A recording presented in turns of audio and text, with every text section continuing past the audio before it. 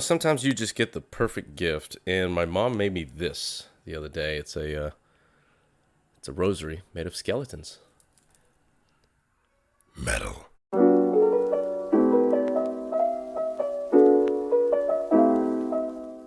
Hello, welcome to Rumble Book Club. I'm your host, Mike Hernandez, and this is the show where a normal guy like me can talk about interesting books I've read, old and new, good and bad.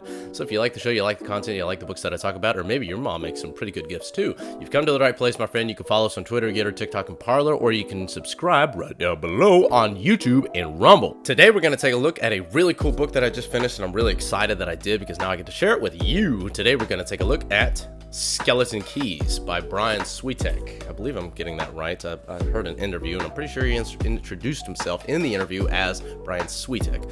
But anyway, Switek is a freelance writer on scientific topics, predominantly in paleo fields, and who's written books including My Beloved Brontosaurus and Written in Stone. This book takes a deep biological, paleontological, and historical look at the very physical center of who we are.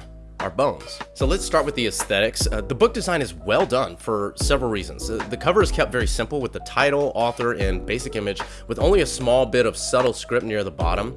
The color choice is actually very neat and allows the book to pop off the shelf without screaming from the shelf. He takes neon colors and just softens them a little bit, especially around the edges, kind of like old graffiti. So he does an absolutely outstanding job here. So as far as the aesthetics go, perfect score, 10 out of 10. Sweating like a sinner at church. Now let's look at the readability. Switek may be one of my new favorite nonfiction authors, with his ability to move you through topics at a leisurely pace, give you plenty of hard facts, but also keep things light with a spot-on sense of humor. His writing is enthusiastic and charming, with an intrigue and wit, and in just all the right places. It's well done, and then not to mention just the size of the book, the size of the text, and the fact that the lettering actually contrasts pretty well without the pages being too bright, makes it a perfect combination. So as far as the readability goes, another perfect score, 10 out of 10. I'm dying. Brian takes you on a long and fascinating journey, starting with the very origins of our bones. We learn the osteological origins of our current skeleton and what was used for structure in the earliest forms of life. He discusses evolutionary theory about the development of life in the water and the move to the land and the possible human ancestors in their life in the trees. Did you see that little bit of fuzz? It's kind of freaky. Got ghosts in the house. Switek gives superb insight into how our skeletons today are a reflection of the variation of needs mammals had to develop to survive, from hands suitable for gripping branches in the trees and grabbing food to feet and spines that allowed for upright walking and chasing down prey. He goes deep into the body and discusses our bones on a cellular level and how our osteological innards are not just rigid structures, but living tissue with magnificent capabilities of formation and even recovery. He talks about the bone-chilling possible diseases and abnormalities that can affect our skeletons, as well as historical evidence that some of this damage leaves behind in later millennia.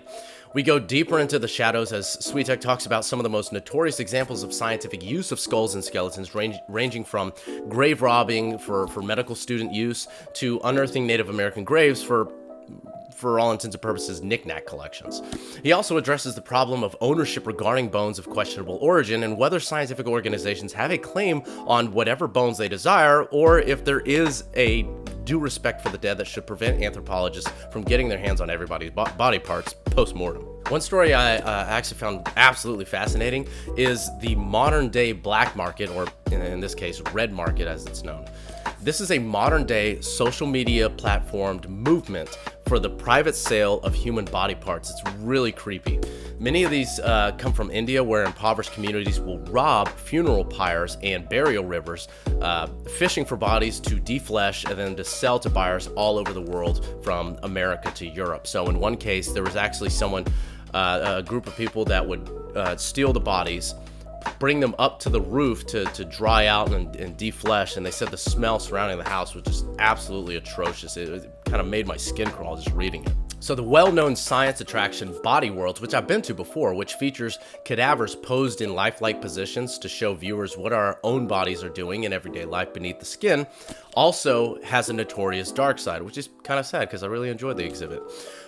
There's been email chains proving that some of the cadavers were that they used for their exhibit were actually political victims from China, with email chain evidence acknowledging bullet holes that needed to be discarded or covered up before displaying. It's kind of bone-chilling, don't you think? The book is immersive, macabre, intriguing, and in my own humble opinion, it's actually a beautiful testament of the wonders within us and the intelligent design of who we are, as well as a rounded look at kind of our disturbing nature of humans and what we're capable of doing to each other sometimes. While Switek appears to be more in the naturalist camp, kind of disregarding religion and superstition, he does poke fun at the common practice, particularly in Catholicism, of keeping relics of the saints, little bits of bone, kind of revealing that in many cases some of those have been proven to be fake bones or animal bones.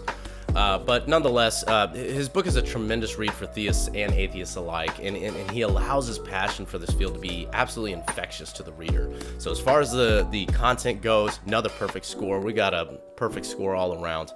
10 out of 10. I found this book at an Overstock store at an outlet area in San Antonio, but I'm sure you can find it in just about any bookstore. It is a relatively new release. I believe it only came out in 2021. If not, last resort, always go on to an online bookstore and see if you can find it. I highly recommend it. The book is Skeleton Keys by Brian Switek. Get yourself a copy. This is a fantastic book. Thanks for watching, everybody, and go read something.